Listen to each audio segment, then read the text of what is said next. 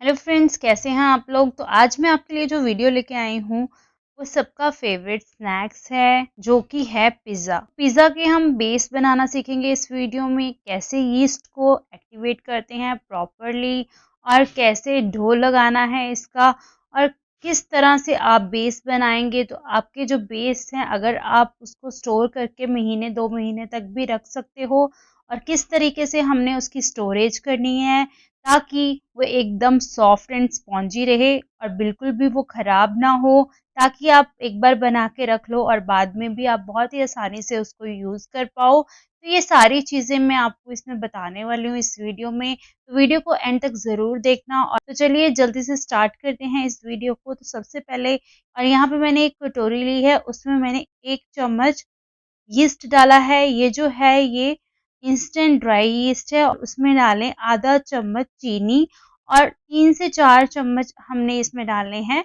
पानी के, और इसको अच्छे से मिक्स कर लेना है।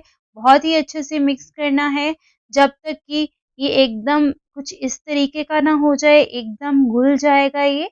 तो आपने इस तरीके से इसको 1 से 2 मिनट तक मिक्स करना है। तो जब ये मिक्स हो जाए तो फिर इसको हमने ढक देना है, और ढक के इसको कम से कम 4 से 5 मिनट के लिए हमें रखना है। 4 से 5 मिनट तक क्या होगा कि ये अच्छे से फूल जाएगा और फिर हम इसको यूज़ करेंगे। तो तब तक हमने एक बाउल लिया है, उसमें छन्नी ली है, और यहाँ पे मैं ले रही हूँ 2 कप मैदा। तो 2 कप मैदा से हमारे 4 बेस बन के रेडी हो जाएँगे। उसमें आधा चम्मच चीनी और आधा चम्मच हम नमक का डाल देंगे। और साथ में यहाँ पे 2 चम्मच सूजी के डालेंगे। इससे बेस बहुत ही अच्छा बनता है। ये डोमिनोज़ वाला बेस बन के रेडी होगा, और बिल्कुल भी एकदम हार्ड नहीं बनेगा, सॉफ्ट सॉफ्ट बनेगा। और फिर हम इसको अच्छे से छान लेंगे और हाथों से आप मिक्स कर लें। ये देखिए यीस्ट कितनी अच्छे से फूल चुका है, आपको दिख रहा होगा, लग रहा होगा पता कितना ऊपर तक आ गया है ये एक्टिवेट होके। तो मैं आपको स्पून से दिखा रही हूँ, ये देखिए इस तरीके का यीस्ट हमारा एक्टिवेट होना चाहिए। कुछ लोगों से यीस्ट एक्टिवेट नहीं होता है और वो प्रॉपर फिर डो नहीं बनता है। तो इस तरीके से आप यीस्ट को एक्टिवेट करें और फिर इस मैदे में आप इसको अच्छे से आप मिक्स करें। तो देखिए आपको इस तरीके से इसको मिक्स कर लेना है। फिर मैं ले रही हूँ पानी। तो यहाँ पे जो मैंने पानी लिया है वो मैंने 1/3 कप पानी लिया है। अभी मैंने उसी कटोरी में पानी डाल दिया है। तो ये 1/3 कप जो पानी है मैंने ये सारा इसमें ऐड कर दिया है। अभी हमें और पानी की ज़रूरत पड़ेगी यहाँ पे।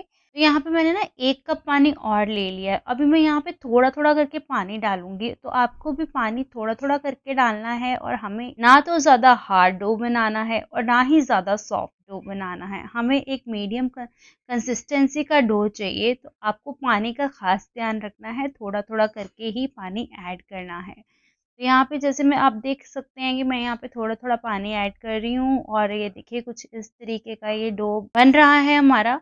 8 से 10 मिनट तक मैंने इसको अच्छे से गूँधा है, और 8 से 10 मिनट के बाद ये देखिए हमारा जो डो है वो बन के रेडी हो गया है। और जो 1 कप मैंने पानी लिया था उसमें 1/4 कप पानी मेरा बच गया था।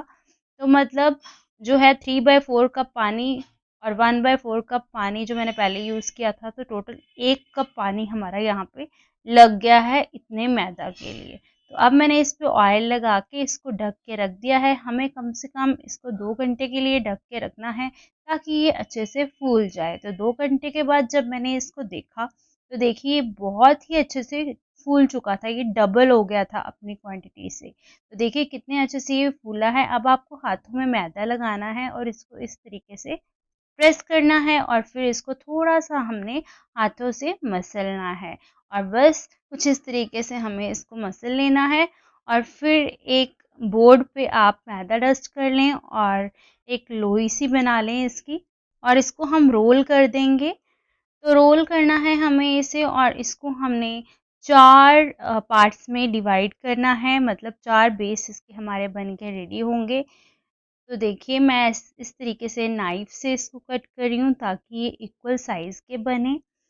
तो आप अपने अकॉर्डिंग देख सकते हैं, अगर आपको बेस बड़े चाहिए तो इसके 3 बेस बनेंगे, और अगर नॉर्मल साइज़ के चाहिए, मतलब जो छोटा पिज़्ज़ा बनता है वो चाहिए, तो इसके 4 बेस बन के रेडी होंगे। तो यहाँ पे मैंने चारों लोइयाँ बना ली हैं और आप बेलेंगे तो बेलने से पहले हम मैदा डस्ट कर देंगे और जैसे रोटी बेलते हैं उसी तरीके से हम इसको बेलेंगे।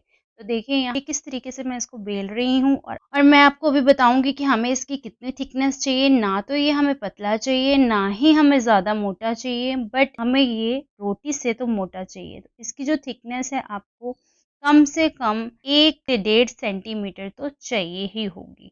तो ये देख लीजिए इतनी आपको थिकनेस चाहिए और फिर फ़ॉर्क की हेल्प से आप इसमें जो है इस तरीके से इसमें छेद कर दें। इससे क्या होगा कि जो जो पिज़्ज़ा बेस है वो बहुत अच्छे से फूलेगा जब हम इसको सेकेंगे। तो ये देखिए ये मैंने इसको बेल लिया है और एक कोई भी गोल सा डिब्बा ले लीजिए और उसकी हेल्प से इसको कट कर लीजिए ताकि जो ये पिज़्ज़ा का शेप है वो प्रॉपर राउंड आ सके। तो इसलिए मैंने यहाँ पे एक डिब्बे से इसको कट कर दिया है और देखिए कितना सुंदर लग रहा है देखने में, एकदम परफेक्ट राउंड शेप आई है इसकी। तो इस तरीके से हमारा ये बेस अभी रेडी हो चुका है। अब हमने इसको सेकना है। सेकने का क्या प्रोसेस है वो भी मैं आपको बता देती हूँ। तो उसके लिए एक कोई भी नॉन स्टिक पैन ले लें, उसको गैस पे रख दें और उसमें एक बटर पेपर आप नीचे रख दें। अगर आपके पास बटर पेपर नहीं है, तो कोई भी नॉर्मल पेपर भी आप रख सकते हैं। अब इस पे आप पिज़्ज़ा बेस को रख दें और ऊपर से इसको अच्छे से कवर कर दें। और आपको कवर इस तरीके से करना है कि बिल्कुल भी हवा बाहर नहीं जानी चाहिए। तो मैंने देखिए किस तरीके से इसको कवर किया है। अब आपको ज़्यादा इसको नहीं पकाना है, हमें 1 मिनट के लिए एक साइड से पकाना है। और इसको लो फ्लेम पे ही पकाना है आपको। तो 1 मिनट के बाद जब मैंने इसको खोल के देखा, तो ये बहुत ही अच्छे से फूल चुका था। ये देखिए कितना अच्छे से फूला है और फिर इसको हमने उल्टा दिया है और इसको दूसरी साइड से भी सेम प्रोसेस से हम पका लेंगे 1 मिनट के लिए। तो आपको ये एक बेस बनाने में ना टोटल 2 मिनट ही लगेंगे। 2 मिनट के बाद जब मैंने इसको उठाया देखिए कितने अच्छे से फूला है ये बेस। तो ये इस तरीके से हमारा ये बेस बन के रेडी हो गया है। इसको ध्यान से उठाएँ नहीं तो हाथ भी जल सकता है। तो ये हमारा बेस बन के रेडी हो चुका है। तो अब दूसरा बेस भी हम इसी तरीके से रख लेंगे और उसको भी हमें इसी तरीके से पका लेना है दोनों साइड से।